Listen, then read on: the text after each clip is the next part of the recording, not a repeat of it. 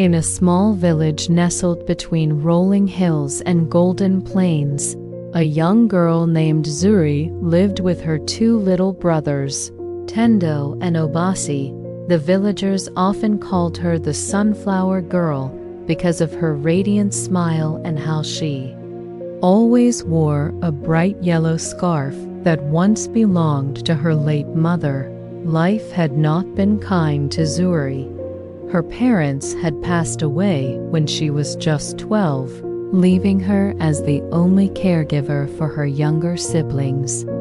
At 14, Zuri carried the weight of responsibility on her slim shoulders, waking up every morning with the heavy burden of providing for her family. The days were long and the nights were longer. The little hut they lived in was barely holding together, with gaps in the roof that let the rain seep through. Their land was barren, with soil too dry to grow much of anything. Yet Zuri never complained. She had a quiet strength about her, one that kept her brothers hopeful even on the hardest days. One day, as the sun rose over the hills, painting the sky in hues of orange and pink, Zuri sat outside the hut weaving a basket.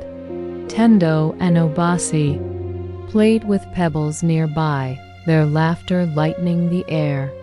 But Zuri's heart was heavy. The little food they had left was almost gone, and the money she'd earned from selling baskets at the market barely lasted. "I need to find a way," Zuri whispered to herself, tightening her grip on the reeds she was weaving. She looked at her brothers, who were too young to understand the depth of their struggle. "I can't let them go hungry." As she sat lost in thought, an old woman approached. She was hunched over, her back bent with age, and her face was etched with deep lines. Her clothes were tattered, and she carried a bundle of firewood on her head. Zuri quickly stood up and offered the woman a stool to rest. "Thank you, child," the woman said, her voice raspy yet kind. "You shouldn't carry such a heavy load at your age." "Grandmother," Zuri replied. The old woman smiled faintly. "Life gives us burdens we must carry, no matter our age." She looked at Zuri and then at the boys. "You carry a heavy load too, don't you?" Zuri hesitated, then nodded. "It's not easy, but I do my best for them." The woman reached into her bundle and pulled out a small pouch. "Take this," she said, handing it to Zuri. Zuri opened the pouch and found a handful of sunflower seeds. She looked at the woman, confused. "Plant these," the woman said. "They will bring you hope." Zuri wanted to ask more, but when she looked up, the woman was already walking away, disappearing down the dusty road. That evening, Zuri dug small holes in the dry soil behind their hut and planted the seeds. She watered them with the little water they had and whispered a prayer over them. Days turned into weeks, and Zuri nearly forgot about the seeds as she focused on taking care of her brothers. But one morning, as she stepped outside, she saw tiny green shoots poking through the earth. Her heart leaped. The shoots grew taller each day, and soon, bright yellow sunflowers bloomed, their faces turned toward the sun.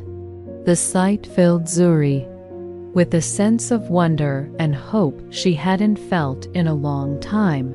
The flowers didn't just bring beauty, they brought change. People from the village began stopping by to admire the sunflowers. Some asked to buy the seeds, while others offered to trade food for the flowers. One day, a traveling merchant passing through the village noticed the sunflowers and approached. "Zuri, these are the finest sunflowers I've seen," he said. If you let me take some seeds, I'll pay you well and come back for more." Zuri hesitated, but she saw the sincerity in his eyes. She agreed, and the merchant gave her enough money to buy food, repair their hut, and even save a little. With each passing season, Zuri's sunflower garden grew larger. She taught Tendo and Obase how to tend to the plants, turning their small patch of land into a thriving field of yellow blooms. The once struggling siblings became known throughout the region for their sunflowers, and their lives slowly transformed. But Zuri never forgot the old woman who had given her the seeds. She often looked down the road, hoping to see her again, but she never did. Years later, when Zuri was grown and her brothers were old enough to take care of themselves, she told them about the old woman. "Do you think she was real?" Tendo asked. "She was as real as the sunflowers," Zuri replied, smiling. "Sometimes the smallest acts of kindness can change everything." And so, the Sunflower Girl's story became a legend in the village, a tale of resilience, kindness, and the power of hope, even in the darkest times.